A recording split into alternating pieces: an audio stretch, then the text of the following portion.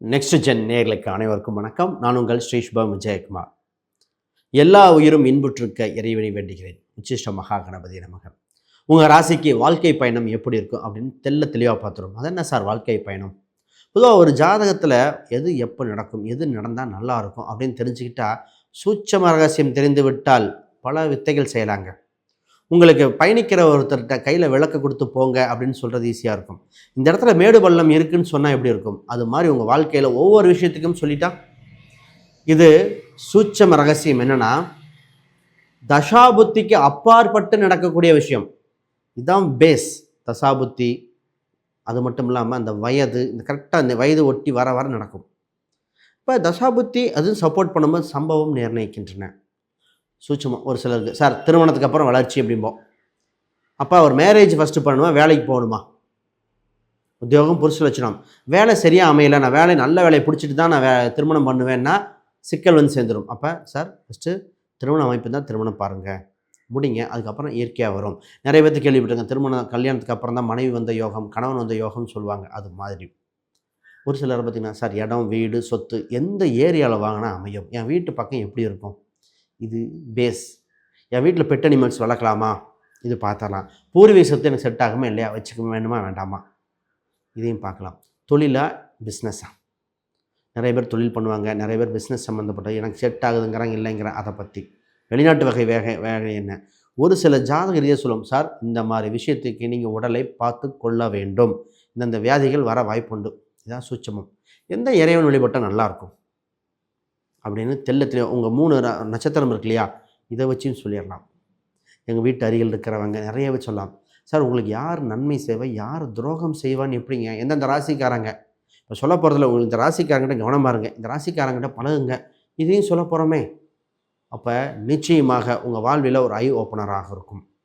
இறைவன் உங்கள் துணை நிற்க தான் இந்த இது. சார் இது வயதான ஒரு 70-60 வயது இருக்கிறவங்ககிட்ட கேட்டிங்கன்னா, ஆமாம் இதில் எனக்கு ஒரு 80% நடந்தது, 70% நடந்ததும்பாங்க. வாழ்க்கையை பயணிச்சிட்ருக்கிறவங்க கேட்டிங்கன்னா, ஆமாம் எனக்கு நடந்துகிட்ருக்கு அப்படிம்பாங்க. ஆரம்ப காலகட்டத்தில் 1-2 நடந்திருக்கும்பீங்க, ஆனால் நிச்சயமாக நடக்கும். இது இல்லாமல் வேறு விஷயம் இல்லை என்பது முக்கியம். நான் நிறையா விஷயத்தை எக்ஸாம்பிள் சொல்லுவேன். ஒரு சிலர் 11ஆம் அதிபதியை ஆக்டிவேட் பண்ணால் பலது பார்க்கலாம். 2, 5, 8, 11 பண வரவு ஸ்தானங்கள் உங்களுக்கு எப்படி வேலை செய்ய வைக்கிறது, இது எல்லாமே இந்த வீடியோவில் இன்க்ளூட் ஆகிருங்க. அப்போ உங்கள் வாழ்க்கை பயணத்தில் ஏற்ற இறக்கம் என்ன, எந்த வயதுக்கு மேலே வளர்ச்சி இருக்கும், எந்த வயதில் கவனமாக இருக்கணும், இந்த சூட்சம ரகசியங்கள் இப்பொழுது பார்த்துடலாம். ஆக மொத்தம் ஒரு விடிவு காலம் வருகின்ற நேயர்களாக இருக்கிறீங்க. சரி, இதுக்கு தகுந்த ஏதாவது புதுசாக பார்க்குறவங்க சப்ஸ்கிரைப் பண்ணிக்கோங்க. கேள்விகள் சந்தேகம்னா பார்த்துட்டு கமெண்ட் பண்ணுங்கள். மேச ராசி, வெல்வோம் இந்த உலகத்துக்கு சொல்வோம் என வித்திட்ட ராசி இந்த மேச ராசி. காலபுருஷனுக்கு 1ஆம் வீடுங்க. இந்த ராசிக்கு ஃபஸ்ட்டு சிறப்பு என்ன தெரியுமா, எங்கும் முதலாக இருப்பது, எதிலும் முதலாக இருப்பது. இவங்க வாழ்க்கை பயணத்தை பற்றி தான் திருப்பி எக்ஸ்பிளைனேஷன் டீட்டெயிலாக பார்க்க போகிறோம். முதல்ல இந்த ராசிக்கு இருக்கின்ற இடம் எப்படி இருக்குன்னா, தான் இருக்கின்ற இடத்தில் அருகில் ஃபஸ்ட்டு விஷயம் வண்டி வாகனங்கள் சம்பந்தப்பட்ட ஆட்கள் அருகில் இருப்பார்கள். இவங்களுக்கு சொந்த பந்தங்கள் தான் பூர்வீக ஊரில் இருக்குன்னு விரும்புவாங்க. எதாக இருந்தாலும் உயர் பதவி போக ஆசைப்படுவாங்க. இவங்க வீட்டில் பார்த்தீங்கன்னு வச்சுக்கலே, சிமெண்ட்டு கட்டடம் சம்மந்தப்பட்ட பொருட்கள் ஏதோ ஒன்று இருந்துக்கிட்டே இருக்கும். ஒரு பூர்வீக ரீதியான ஒரு வண்டி வாகனத்தை மெயின்டைன் பண்ண ஆசைப்படுவாங்க. இவங்ககிட்ட வண்டிங்கிறது ஸ்பெஷல். காரு, பைக்கு இது மாதிரி ஏதோ ஒன்று இவங்ககிட்ட இருக்கும். அது இவங்க கூட சொல்லுவாங்க, என்கிட்ட நான் வண்டி கூட பேசுகிறேன் அப்படிம்பாங்க. ரசித்து பேசக்கூடியது. இவங்க இருக்க முடியல நீர்நிலை உண்டு. நீர்நிலை அருகில் இருந்தால் நல்லாயிருக்கும். வீட்டு பக்கத்தில் பேங்க்கு இல்லை டீச்சர், டெக்ஸ்டைல் சம்மந்தப்பட்ட இருந்தால் அது யோகம். இந்த ராசிக்கு சூட்சம விஷயமே திருமணத்துக்கு அப்புறம் வளர்ச்சி. திருமணத்தை தடை பண்ணிடாதீங்க, அப்புறம் பார்த்துக்கலாம் இப்புறம் பார்த்துக்கலாம். திருமணம் செஞ்சுட்டு தான் அடுத்த விஷயத்துக்கு போகணும். நம்ம சொல்லும் போதே சொன்ன மாதிரிங்களா, திருமணத்துக்கு அப்புறம் வளர்ச்சி பெறுகிற ராசிங்க. இந்த ராசிக்கு கூட்டு போடலாமா, ராசி ரீதியாக கூட்டு என்ற விஷயம் உண்டு. கூட்டிலும் வெற்றி பெறுகிற ராசி இந்த ராசி.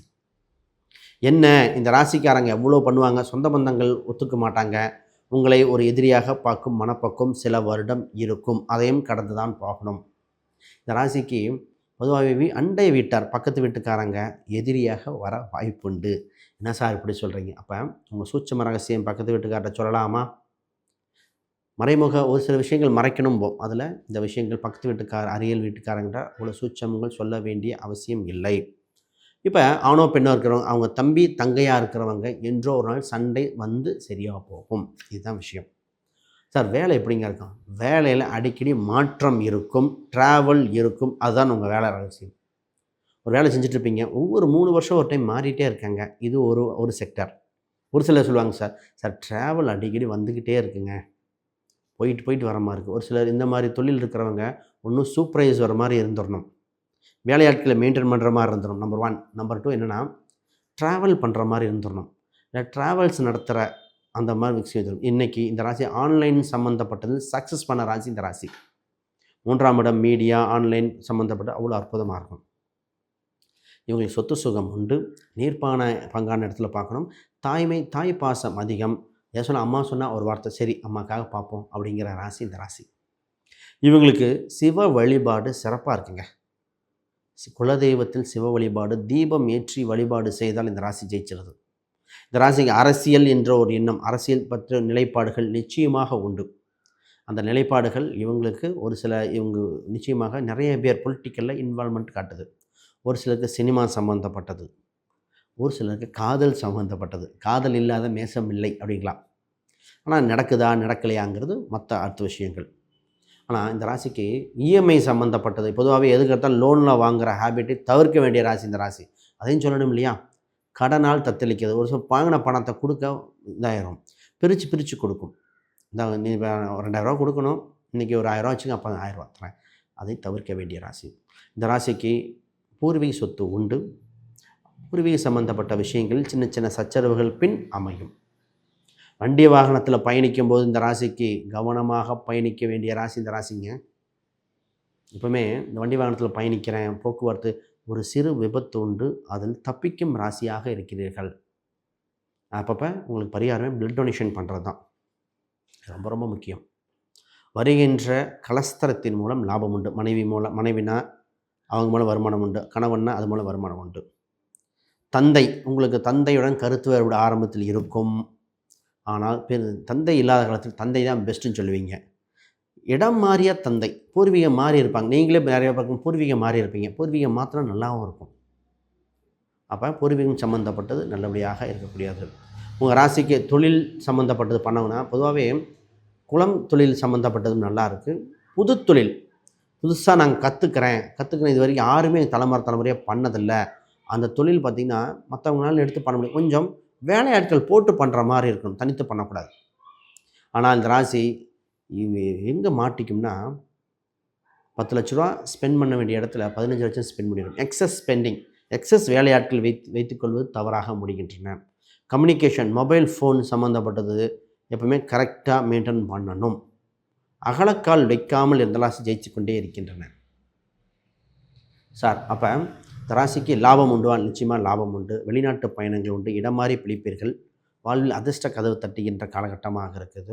உங்கள் ராசிக்கு 11ஆம் அதிபதி சனி பகவானாக இருப்பதால், 10க்கு 11 இருப்பதால் தொழில் சம்பந்தப்பட்டதுக்கு காவல் தெய்வ வழிபாடுகள், சனிக்கிழமை சென்று இறைவனை வழிபாடுவது பெருமாளாக இருக்கலாம். கோயில்கள் சென்று வழிபாடு செய்யும்போது நிச்சயமாக இருக்கும். டக்குன்னு எதுவுமே முடியல, சூட்சமாக ஒரு ஏழை எளிய மக்களுக்கு ஒரு உணவு தானம் பண்ணிட்டீங்கன்னா ஜெயிச்சிருவீங்க. மேசம் ஜெயிக்கின்ற ராசியில் அற்புதமான ராசிங்க. வேறு கேள்விகள் சந்தேகம்னா கீழே கமெண்ட் பண்ணுங்கள். அனைவருக்கும் வணக்கம், வாழ்த்துக்கள்.